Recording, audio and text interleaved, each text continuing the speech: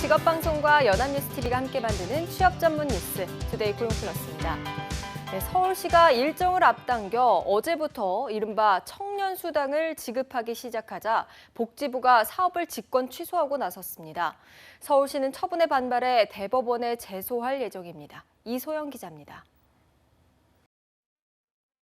서울시가 논란의 청년수당을 당초보다 앞당겨 지급했습니다.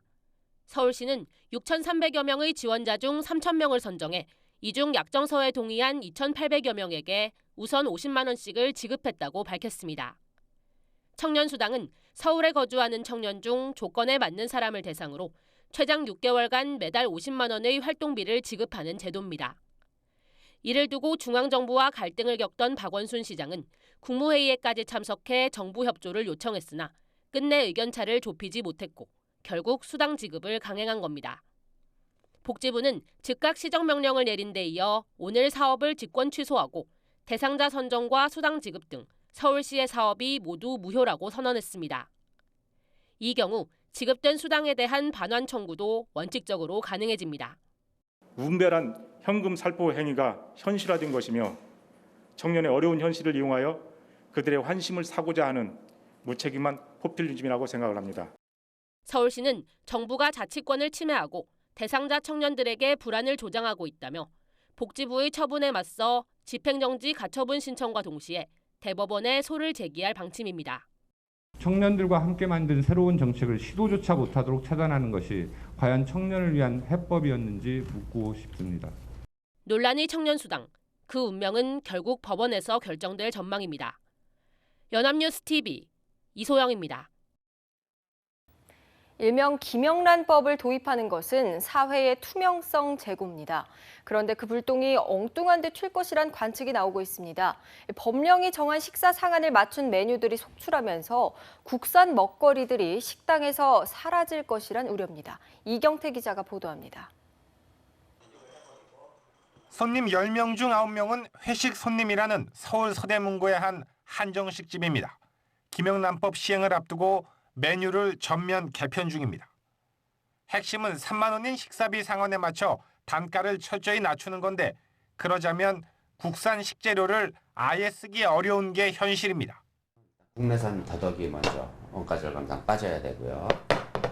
국내산 해가또 빠지고요. 보쌈 빠지게 되고요. 불고기도 국내산에서 수입산으로 변경이 돼야지만 우리 음식 문화의 정수라는 한정식조차 우리 식재료를 쓸 수 없다는 이야기입니다. 가능하면 수입 제품으로 대체를 하지 않으면 지금의 원가를 맞추기가 굉장히 힘듭니다. 김영란법 시행을 앞두고 한정식뿐 아니라 외식업계 전체가 단가 책정에 사활을 걸고 있는 상태입니다. 아까 수입산 돼지고기를 사용한 숯불 불고기 같은 경우는 원가가 굉장히 저렴하면서도 그 고객들이 체감하는 만족도는 되게 높거든요. 국내산 돼지고기 중에서 제일 싼 부위가 뭐냐면 돼지고기 뒷다리거든요. 고급 메뉴를 내놓기 어렵게 되면 외식업계는 비슷비슷한 가격대 메뉴를 놓고 더 치열한 경쟁을 벌여야 합니다. 이미 각종 선물 목록에서 퇴출 위기에 놓인 토종 농수산물은 음식점에서도 값싼 중국산 등의 자리를 내줘야 할 형편입니다. 투명성 제고와 함께 선의의 피해자도 최소화할 수 있는 묘수 찾기가 필요해 보입니다. 연합뉴스TV 이경태입니다. 계층 간 소득 분배 불공평성을 측정하기 위해 통계청이 발표하는 진위계 수가 현실을 잘 반영하지 못한다는 연구 결과가 나왔습니다. 박명호 조세재정연구원 선임연구원은 보고서에서 20세 이상 생산 가능 인구를 기준으로 소득 상위 1%의 기준은 2007년 1억 580만 원에서 2012년 1억 1,330만 원으로 증가했고 집중도도 점점 커지는 추세라고 분석했습니다. 반면 작을수록 평등성이 높음을 뜻하는 진위계수는 2008년 0.314에서 2011년을 빼면 매년 개선돼 지난해 0.295를 기록했습니다. 보고서는 소득 분배 실태를 제대로 파악하기 위해 소득세 신고 자료를 이용해 보완해야 한다고 제언했습니다. 숫자 마케팅 들어보셨습니까? 제품의 숫자로 정체성을 부여하고 인지도도 높여 판매를 늘리는 기업의 마케팅 전략입니다. 자동차 업계에서 이런 형태의 이름 짓기가 많았는데 최근에는 스마트폰 시장에서 숫자 마케팅 경쟁이 치열해지고 있습니다. 김동욱 기자입니다. 삼성전자가 새로 선보인 갤럭시 노트 5 후속작은 노트 6가 아니라 노트 7이었습니다. It is my pleasure to introduce the Samsung Galaxy Note 7. 자매 제품 갤럭시 S7과 시너지를 내는 동시에 한 달 뒤 나올 애플의 아이폰 7을 염두에 뒀다는 분석입니다. 그런데 타도 삼성을 선언한 중국 화웨이도 갑자기 이 경쟁에 가세했습니다. 아너노트 8이란 이름의 첫 대화면 스마트폰을 갤럭시 노트 7 출시 하루 전에 공개한 겁니다. 갤럭시보다 앞섰다는 이미지를 중국인들이 가장 좋아한다는 숫자 8에 담았다는 해석입니다. LG전자는 곧 나올 V10 후속 모델에 V20란 이름을 붙일 예정인데 그만큼 큰 폭의 개선이 이뤄졌음을 알리려는 것이란 분석입니다. 각 전자제품 기업의 브랜드들의 체계가 계속적인 그 진보와 진화를 지금 추구하고 있고 소비자들은 그 진보 진화된 개념을 숫자에서 바로 인식할 수 있기 때문에 고유의 이름보다 숫자로 제품명을 정하는 것은 자동차 업계의 흐름이었는데 이제 금융이나 전자 같은 업종으로도 확산하는 추세입니다. 특히 9는 완성의 의미로 해석되는데 현대자동차 제네시스 EQ900 그리고 삼성전자의 무풍 에어컨 Q9500 역시 그런 의도가 담겼습니다. 숫자로 혹은 알파벳과의 조합으로 소비자의 뇌리에 자사 제품의 강한 이미지를 남기려는 기업들의 마케팅 경쟁은 날로 치열해지고 있습니다. 연합뉴스TV 김동욱입니다. 여성 청소년과 관련 업무를 담당하면서 여경에게 성희롱 발언을 하고 부하 직원에게 주차 심부름을 시킨 경찰 간부가 감찰 조사 끝에 중징계를 받았습니다. 인천지방경찰청은 부하 여경에게 성희롱 발언을 한 의혹 등이 제기된 산하경찰서 소속 A경감을 징계위원회에 회부해 강등 조치했다고 밝혔습니다. A경감은 지난 5월 경찰서 여성 청소년 계장으로 근무할 당시 같은 팀 여경에게 외모와 관련한 성희롱 발언을 한 것으로 조사됐습니다. 또 다른 부하 직원을 술자리에 불러 자신의 차량을 경찰서에 주차하도록 심부름을 시킨 것으로 확인됐습니다. 휴가철만 되면 반려동물에 거쳐 고민하시는 분들 많습니다. 반려동물을 위한 전용 IT 서비스를 이용하면 걱정을 덜 수 있다고 하는데요. 한지희 기자가 취재했습니다. 경기도 고양시에 사는 직장인 최한솔 씨. 휴가를 떠나기 전 반려동물 걱정에 고민이 이만저만이 아닙니다. 지인에게 맡기기도 어려울 뿐더러 하루에 5만 원 가까이 하는 전용 호텔을 이용하자니 부담이 크기 때문입니다. 싫어하는 가족분들이 있거나 이러면은 좀 더 맡기기가 죄송하기도 하고 또 아이가 있다 보니까 할 수 있는 게 한정적이라서 좀 고민이 많은 것 같아요. 하지만 주인 대신 반려동물을 돌봐주는 사물인터넷, IoT 서비스를 이용하면 반려견을 집에 두고 가야 하는 상황이 발생해도 걱정을 덜 수 있습니다. 무전 기능을 이용해 이름을 불러주기도 하고 미리 녹음해 놓은 음성을 들려주며 동물을 안심시킬 수 있습니다. 슈야 잘 있어? 엄마 갔다 올게. 스마트폰 앱을 통해 반려동물 상태를 실시간으로 확인할 수 있고 식사 시간에 맞춰 원격으로 사료를 줄 수도 있습니다. 현재 저희가 5가구 중에 한 가구가 애완동물 키우는 가구라고 하거든요. 휴가지에서도 이제 애완동물에 대한 어떤 상태를 확인을 하시고 CCTV로 밥을 주는 그런 것들이 가능하기 때문에 서비스에 대한 어떤 문의들이 기존보다 한 20%에서 30% 정도 증가하고 있는 그런 추세입니다. 본격적으로 시작된 여름 휴가. 반려동물 떼어놓기가 힘드시다면 이런 첨단 IT 기능을 이용해 보시는 것도 좋을 것 같습니다. 연합뉴스TV 한지희입니다. 올여름 평년을 크게 웃도는 이례적 폭염에도 전통적 계절 상품인 빙과류 매출은 오히려 줄어든 것으로 나타났습니다. 빙과업계에 따르면 스크류바와 월드콘 등을 생산하는 롯데제과의 지난달 빙과류 매출은 600억 원으로 지난해 같은 기간보다 7% 감소했습니다. 또 같은 기간 빙그레와 혜태제과의 빙과류 매출은 6%와 2%씩 내려앉았습니다. 업계 전문가들은 커피 등 여름철 대체 음료 시장이 점점 커지고 있고 업계 간 과도한 할인 경쟁과 저출산에 따른 고객 감소 등에 영향을 미친 것으로 분석했습니다. 서울 등에 폭염경보가 내려졌던 어제 낮 동안 한반도를 달궜던 열기가 밤사이에도 식지 않으면서 많은 시민들이 잠을 이루지 못했습니다. 더위를 식히려고 거리로 나온 시민들로 도심 곳곳은 밤늦은 시간까지 인산인해를 이뤘습니다. 박현우 기자입니다. 저녁 시간대 서울 홍대 앞 거리가 사람들로 북적입니다. 낮보다는 떨어진 기온에 표정은 한결 밝아졌지만 여전히 덥기는 마찬가지입니다. 가만히 앉아있기만 해도 땀이 나는 여름 저녁. 한 손에는 맥주를 들고 다른 손으로는 부채질을 하기 바쁩니다. 밤 늦은 시간까지도 부채질은 계속됩니다. 공원에 자리를 펴고 앉아 여름밤 정취를 느껴보지만 여전히 더운 날씨에 연신 부채질을 해댑니다. 더위를 식혀주는 데는 지인들과 둘러앉아 마시는 음료수와 맥주만한 게 없습니다. 집에 있기만 너무 더워서 밖에 친구 만나러 같이 나왔는데 음료도 한잔하고 하니까 시원하고 기분도 좋아지는 것 같아요. 기상청은 당분간 낮 기온이 33도 이상 오르는 무더운 날씨가 이어질 것으로 내다봤습니다. 특히 밤에는 열대야가 나타나는 곳이 있을 수 있어 건강관리에 각별히 신경 쓸 필요가 있다고 당부했습니다. 연합뉴스TV 박현우입니다.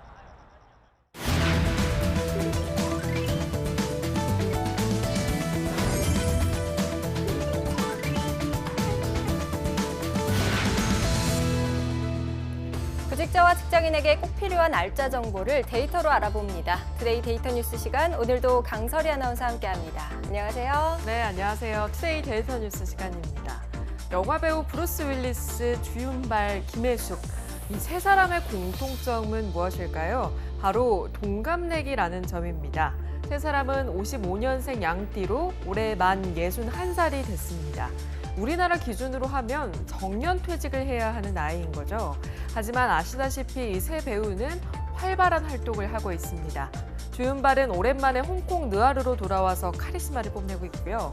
24살 연하 아내와 금수를 자랑하는 브루스 윌리스는 악역 액션 연기를 펼치고 있습니다. 김혜숙 씨 역시 안방과 스크린을 오가면서 활발하게 연기 활동을 하고 있죠. 세 사람 모두 아직 은퇴할 때라는 생각은 들지 않는데요. 55년생을 시작으로 63년생까지 740만 명의 베이비 부머 세대가 은퇴를 하게 되면서 우리 사회는 큰 변화를 겪게 될 것이라고 합니다. 고용시장에도 역대급 지각 변동이 예상된다고 하는데요. 그래서 준비한 오늘의 주제, 바로 베이비 부머 세대입니다. 네, 베이비 부머 세대 은퇴가 시작됐다. 이런 기사는 저도 본 적이 있는데요. 이전 세대와 뭔가 다른 점이 있기 때문에 주목하는 거겠죠. 자, 그럼 먼저 베이비 부머의 정확한 의미 살펴볼까요? 네, 베이비 부머는요, 전쟁 직후 불경기를 겪은 후에 그 이전 세대보다 훨씬 더 많은 아기들이 태어난 시기를 뜻합니다. 우리나라의 경우에는 1955년생부터 1963년에 태어난 세대를 일컫는데요. 무려 740여만 명에 달하기 때문에 우리 사회에 큰 영향을 미치는 중요한 세대라고 할 수 있습니다. 이들이 은퇴하는 시점이 다가오면서 국내에는 새로운 변화들이 감지되고 있다고 합니다. 네, 일반적으로 이 은퇴라고 하면요, 사회활동에서 손을 떼고 한가롭게 지내는 것을 뜻합니다. 이렇게 은퇴가 시작된 베이비 부머 세대들은 어떤가요? 네, 오히려 반대로 나타나고 있습니다. 60대 이상의 취업률이 20대를 추월한 현상이 나타난 건데요.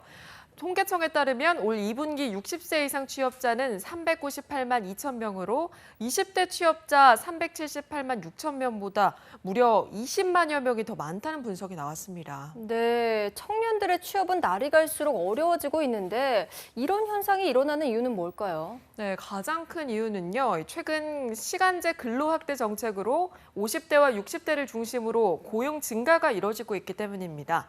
은퇴 후 시간제 근로자로 취업 전선에 뛰어들면서 60대 취업자는 늘어나게 되는 거죠. 실제로 60세 이상의 비정규직 근로자는 1년 사이에 14만 7천 명이나 증가했다고 합니다. 반면에 기업들은 경기 둔화로 인해서 신규 채용을 꺼리고 있기 때문에 20대 청년들의 취업률은 여전히 정체를 보일 수밖에 없는 겁니다.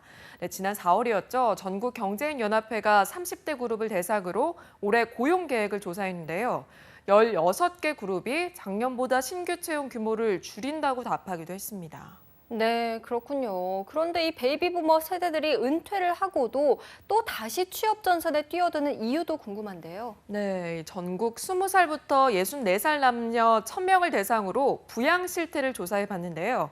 베이비부머 세대 5명 중 1명은 다 큰 자녀를 부양하고 있는 것으로 나타났습니다.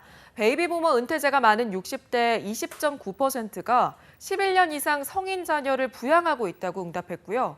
부양 성인 자녀의 87%는 미혼이었습니다.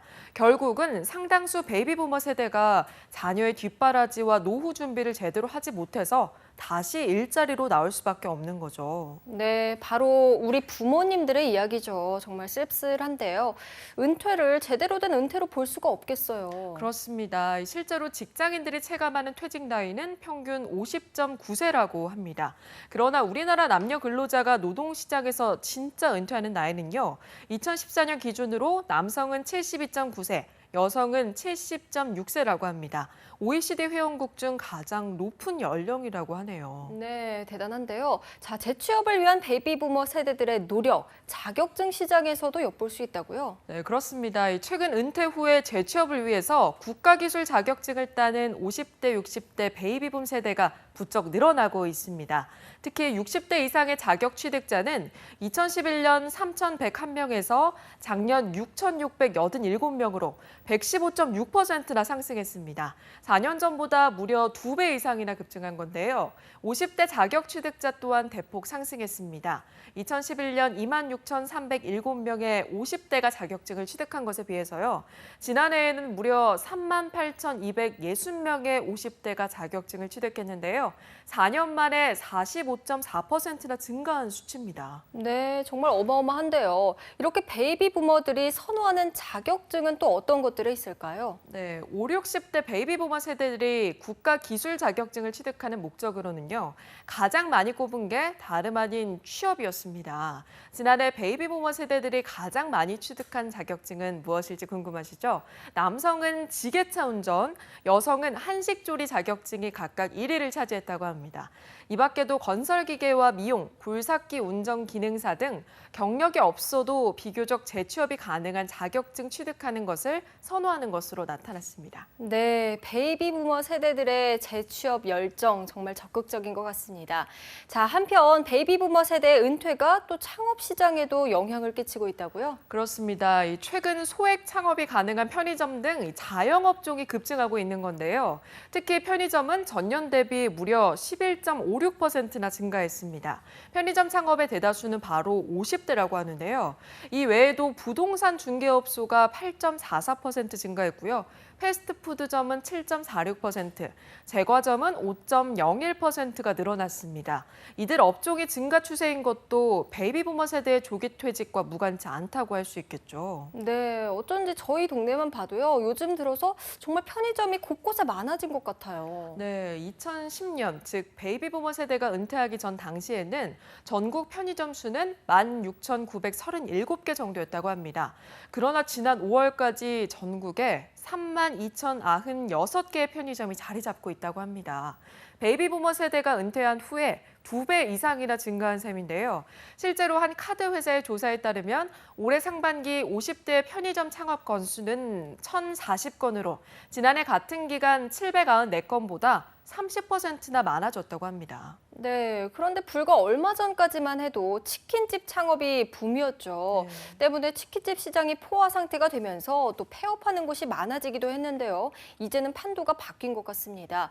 자, 그럼 혹시 편의점도 과포화 상태가 될 우려는 없을까요? 네, 글쎄요. 이 외환위기 이후 치킨집 과잉 경쟁이 문제가 됐던 것처럼 말씀하신 것처럼 편의점 상권 경쟁도 점차 심해질 것으로 전망됩니다.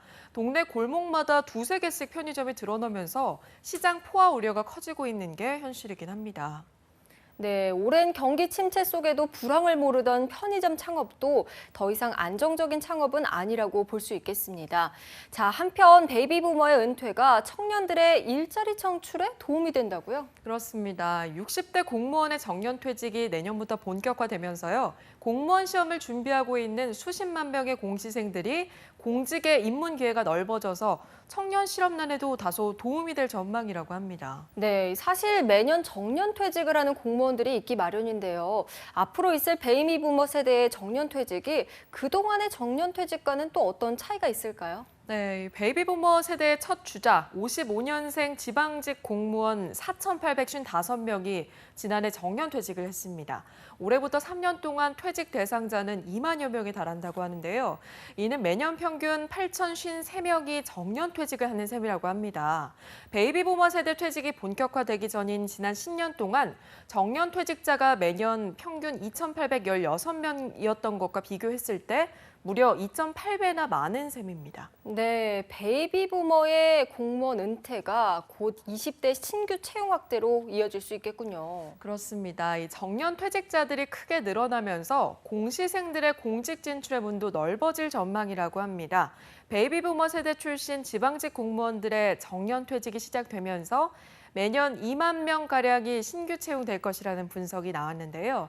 실제로 지방직 공무원 채용은 95년 13,770명이었던 이후 2,466명에서 16,463명 수준을 유지하다가요. 올해 처음으로 2만 명을 넘었다고 합니다. 정년이 보장됐던 공무원 사회에서 세대 교체가 본격화되는 셈인 거죠. 네, 베이비 부머의 은퇴가 우리나라 경제부터 고용까지 정말 영향을 미치지 않는 곳이 없네요. 그렇습니다. 이 중요한 건 베이비 부머의 은퇴가 우리나라의 잠재 성장률 하락과 직결된다는 점입니다.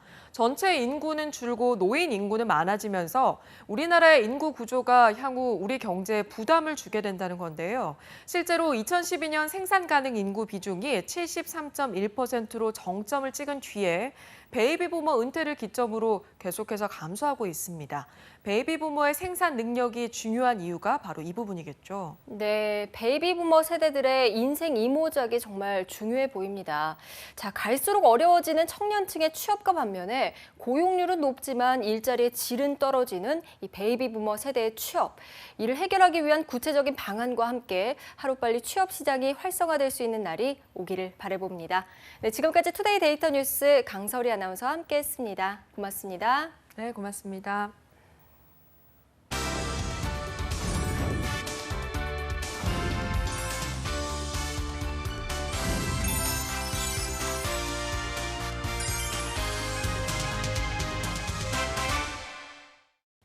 투데이 고용 플러스 오늘 준비한 소식은 여기까지입니다. 오늘도 함께해 주신 여러분 고맙습니다.